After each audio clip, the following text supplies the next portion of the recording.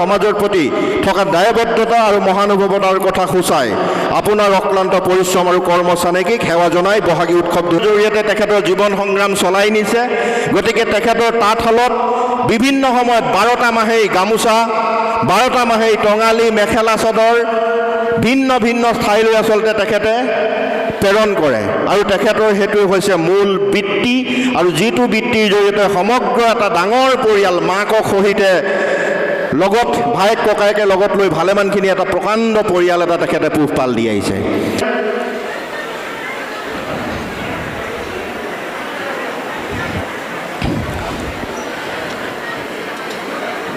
ইয়াৰ পিছতে মই আমাৰ সকলো শ্ৰদ্ধাৰ শংকৰজ্যোতি বৰুৱা, মৃন্ময় বৰুৱা ছাৰ, প্ৰাঞ্জল শইকীয়া তথা আমাৰ সকলোকে মই অনুৰোধ জনাব বিচাৰিছোঁ তেখেতক এখনি ফুলাম বিহুৱানেৰে আদৰ সম্ভাষণ জনাব। আচলতে যি গামোচাখন বয় নিজৰ হাতত সেইখনৰ মূল্যটো আচলতে বেলেগ। ইয়াৰ পিছতে আমি এখনি কেলেণ্ডাৰ প্ৰদান কৰিবৰ কাৰণে অনুৰোধ জনাইছোঁ, এটি স্মাৰক প্ৰদান কৰিবৰ বাবে অনুৰোধ জনাইছোঁ।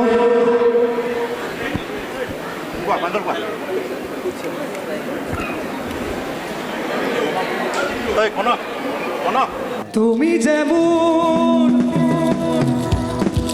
শুকান মনত নিয়ৰৰে চেঁচাটোক নামি অহা ৰ'দৰে নৈ মোৰ দেহ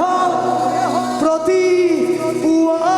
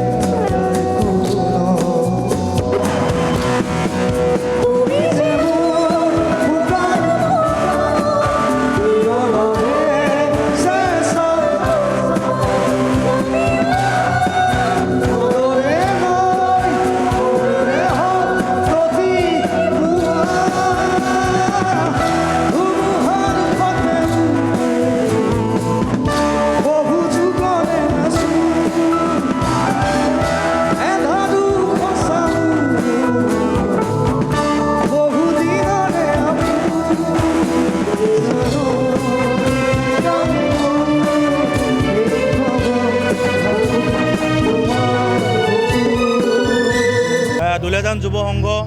ভাদৈ আৰু সূৰ্যোদয় যুৱ সংঘৰ উদ্যোগত প্ৰতি বছৰে আমি বহাগী উৎসৱ আয়োজন কৰি আহিছোঁ আৰু এইবাৰ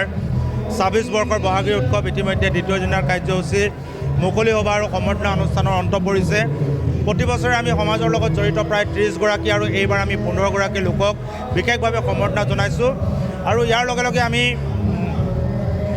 এগৰাকী কৃষক বঁটা আৰু এগৰাকী শিপিনী বঁটা কৃষি ক্ষেত্ৰৰ লগত জড়িত আমি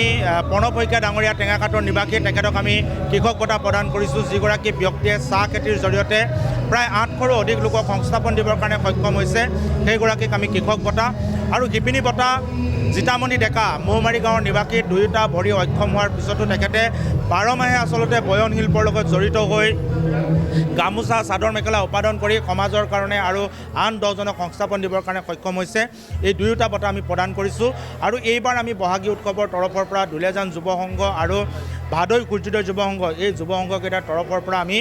এখন এম্বুলেন্স সেৱা প্ৰৱৰ্তন কৰিম খুব কম দিনৰ ভিতৰত, যাৰ জৰিয়তে যিসকল দৰিদ্ৰ সীমাৰেখাৰ তলত বসবাস কৰা লোক আছে সেইসকলে বিনামূলীয়াকৈ ইয়াক ব্যৱহাৰ কৰিব পাৰিব। আৰু এয়া হৈছে আমাৰ পদক্ষেপ। অনাগত দিনতো সমাজৰ আৰ্তজনৰ কাৰণে, দুখীয়াসকলৰ কাৰণে আমি যিসমূহ কাম কাজ ইতিমধ্যে কৰি আছোঁ, সেই কাম কাজসমূহ আমি অনাগত দিনত কৰি যাবৰ কাৰণে নিশ্চিতভাৱে চেষ্টা কৰিম।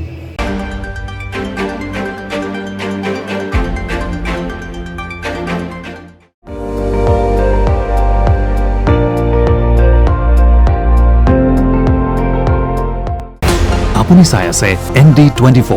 সৰ্বশ্ৰেষ্ঠ নহয় সৰ্বোত্তমৰ দৌৰত।